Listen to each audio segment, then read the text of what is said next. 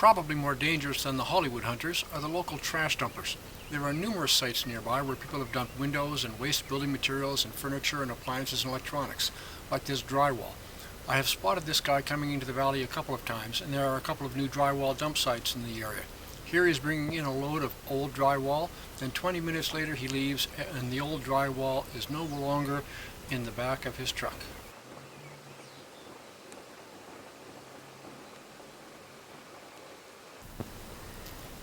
This looks like renovation waste. Get this quite a bit. Sometimes I will see someone in the subdivision putting on a new roof, and when they finish, there is a load of old shingles dumped in the woods. Trash dumper.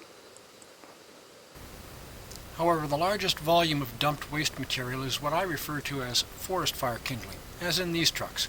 This is basically tree trimmings and yard waste, and fully half of the people in the nearby subdivision have brought this stuff in by the truckload and dumped it beside the road. In the hot summer sun it dries and becomes forest fire kindling. And here I have a truckload of old asphalt dumped by the Department of Transportation, right on my own property. 3 times they have refused to clean it up. Trash dumper.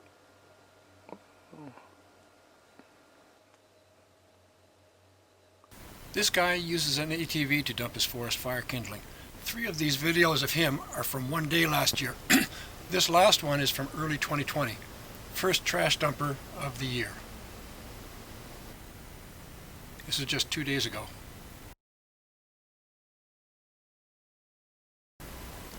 And I think this ATV guy is the son of this guy, the most frequent trash dumper in the area.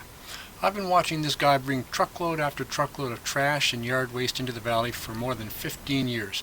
I first noticed him back around 2003 bringing in 3 overloaded truckloads in one weekend. I have personally watched him bring in more than 100 truckloads into the valley and seen him leave shortly afterwards with an empty truck. He lies very easily. Catching him red-handed on at least 4 occasions, he's told me that he's not dumping trash, but instead picking up trash. Several of the trash dumpers have tried this line on me. Once he told me that he has the permission of the Department of Transportation to dump his trash on other people's property, and he actually expected me to believe that one. He got very abusive and threatening and has been whining about it for almost 10 years when I shot that video. He has taken to trying to run me off the road with his truck when I'm riding my bicycle, and his daughter tried that a few times shortly after I shot that video. She also opens her truck window to scream at me sometimes as she passes me on the road, like father, like daughter.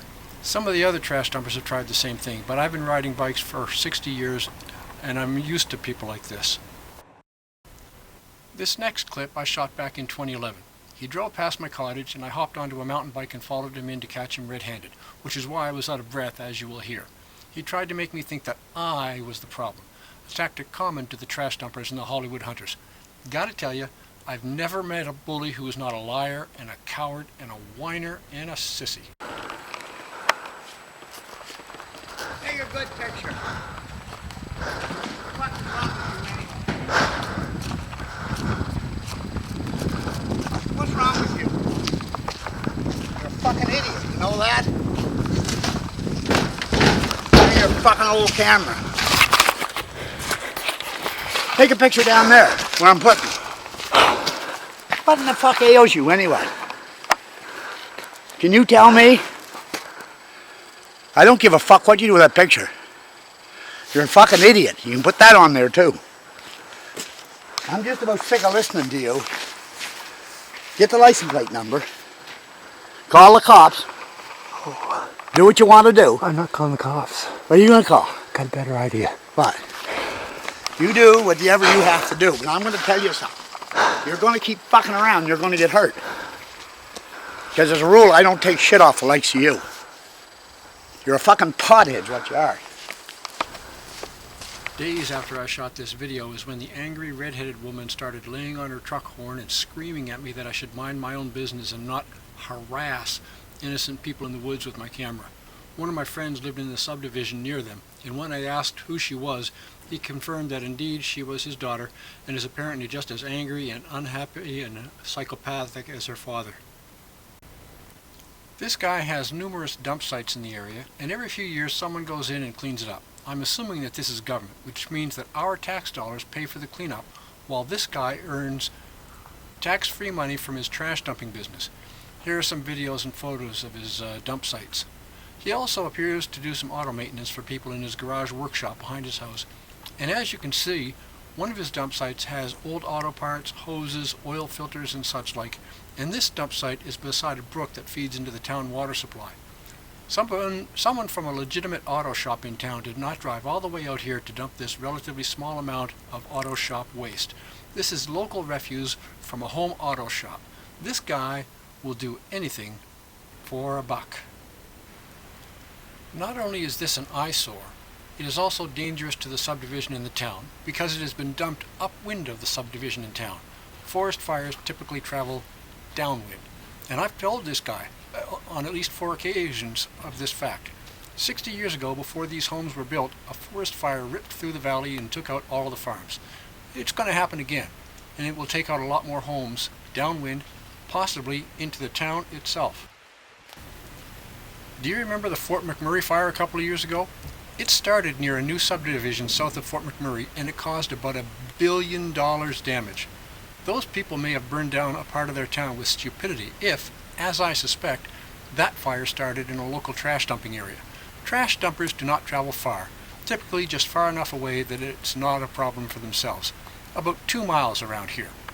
With global warming, forest fires are becoming worse and more frequent. Hundreds of people burned alive last year in Portugal, Greece, Australia, and other countries. Forest fires are getting worse in California, Alberta, British Columbia. This is coming here. People here might be endangering their own homes with similar stupidity. I recognize that a truckload of trash being driven into the woods is about to be illegally dumped. My cameras have deterred some of the trash dumpers, but there are still a couple of professional trash dumpers around, and they refuse to stop.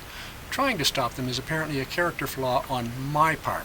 According to them, something is wrong with me. He has other dump sites that I have videotaped, but I think you get the picture. I've got more videos of more sites, but I think you've seen enough. And look at this. Someone has dumped wood fire ashes on top of forest fire kindling. The stupidity of some of these people is absolutely astounding to me. Government has dropped the ball on this province-wide trash dumping problem.